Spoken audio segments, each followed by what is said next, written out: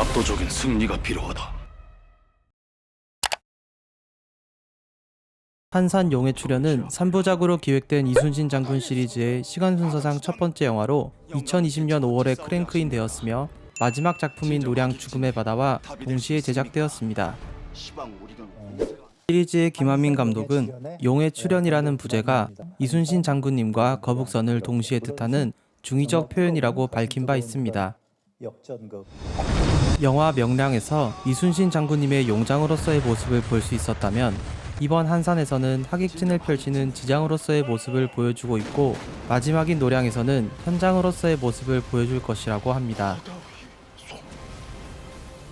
이순신 장군의 배우가 최민식에서 박해일로 교체된 이유는 명량보다 이전 시대를 다루기 때문에 젊은 배우를 캐스팅한 것도 있지만 환갑을 넘기신 최민식 배우가 명량을 찍을 때 너무나도 개고생을 하여 출연을 고사했기 때문이라고 합니다. 이번 영화는 2시간에 가까운 러닝타임 중 해상 전투씬만 해도 51분으로 영화 명량에서의 해상 전투씬이 30분이었던 것과 비교하여 대폭적으로 증가하였습니다. 이 때문에 이번 영화에서는 한산도 대첩뿐만 아니라 한산도 대첩 전후의 중요한 전투들도 등장하는데요. 대표적인 예로 예고편에서도 보여주고 있는 거북선이 처음 투입된 사천해전이 있습니다. 감독이 공개한 영화의 스크립트를 보면 이순신 장군이 왼쪽 어깨를 추스른다는 내용이 나오는데 실제로도 이순신 장군님은 사천해전에서 조총탄을 어깨에 맞게 되고 이후로도 난중일기를 통해 그 후유증을 호소하셨습니다. 영화 명량에서도 이중 스파이로서 역할을 했던 일본인 준사는 이때 포로로 잡혀 항해가 된 것으로 묘사됐는데요. 실제 역사에서 준사가 항해가 된 것은 한산도 대첩 직후의 전투인 앙골포 해전에서의 일입니다.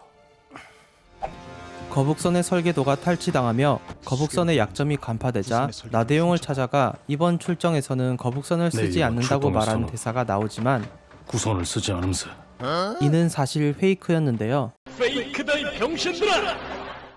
이는 아군도 속이는 지장으로서의 이순신 장군의 모습을 잘 드러냈던 장면인 것 같습니다.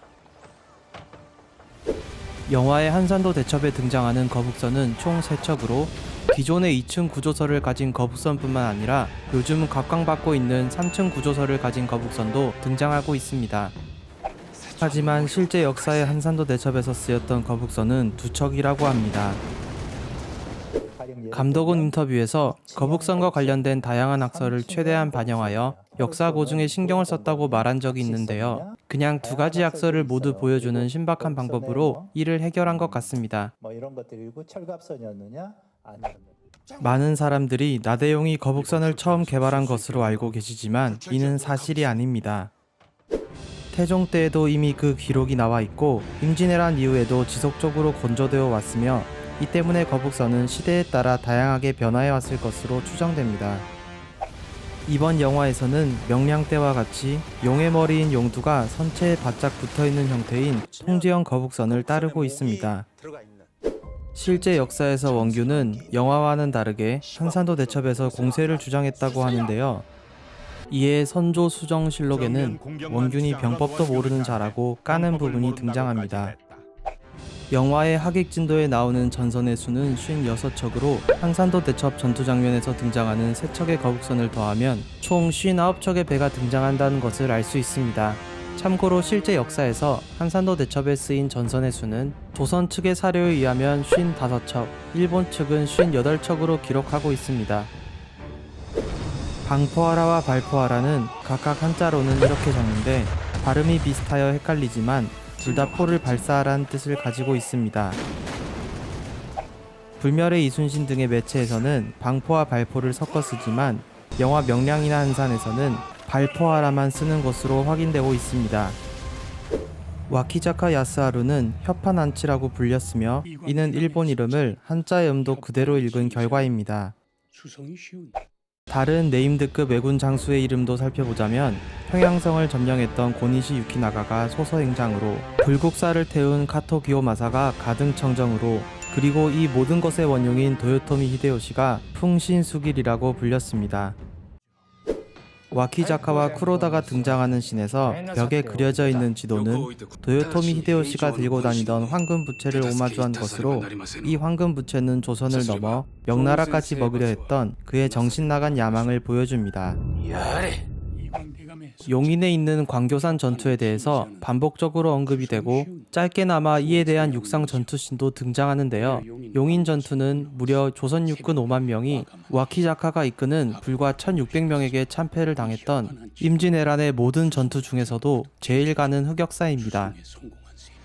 이 전투로 인하여 자만심에 빠지게 된 와키자카는 이순신 장군님도 다른 조선의 장수와 같이 얕보게 되고 가토 요시아키와의 연합을 깨고 단독으로 출정하는 계기가 됩니다. 그러나 이러한 자만심은 한산도 대첩에서 대패를 하며 처참하게 밟히게 되는데요. 이후 무인도에서 10일 동안 미역을 먹으며 겸손한 생존왕으로서의 모습을 보여줍니다. 임진왜란이 끝나고 일본으로 돌아간 와키자카는 이날의 치욕을 반면교사로 삼기 위하여 매년 한산도 대첩이 있었던 날마다 자손 대대로 미역만을 먹는 날로 지정했다고 합니다. 하지만 와키자카는 다른 일본의 장수들과는 다르게 해전의 기록도 상세하고 솔직하게 기록하였고, 그렇기 때문에 와키자카기는 임진왜란의 기록물들 중에서도 신뢰도가 높은 사료로 간주되며 오늘날까지 전해지고 있습니다.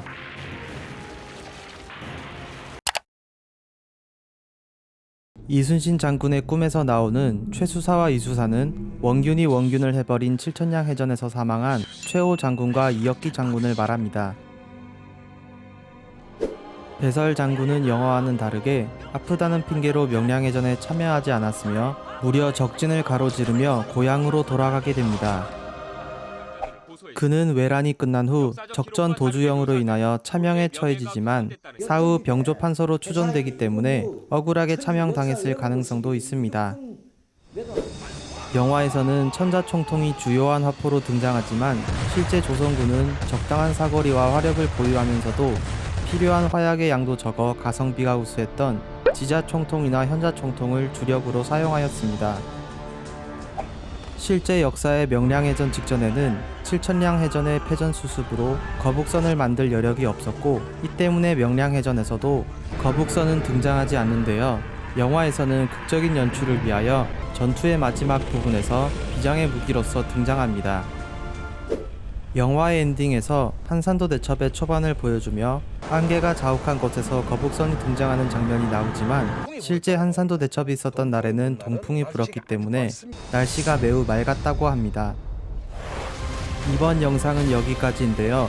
그럼 저는 또 다른 영화 소개로 다시 찾아뵙겠습니다. 이번 영상이 마음에 드셨다면 구독과 좋아요 부탁드리겠습니다. 시청해주셔서 감사드립니다. 구독 2번 누르면 안 돼요.